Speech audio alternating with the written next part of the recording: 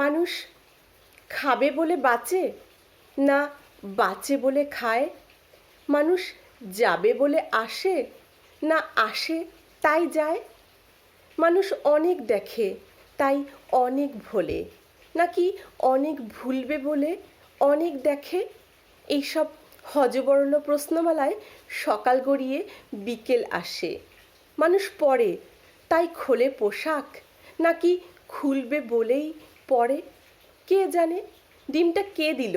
মুরগি? তবে মুরগি কোথা থেকে এলো? কে জানে?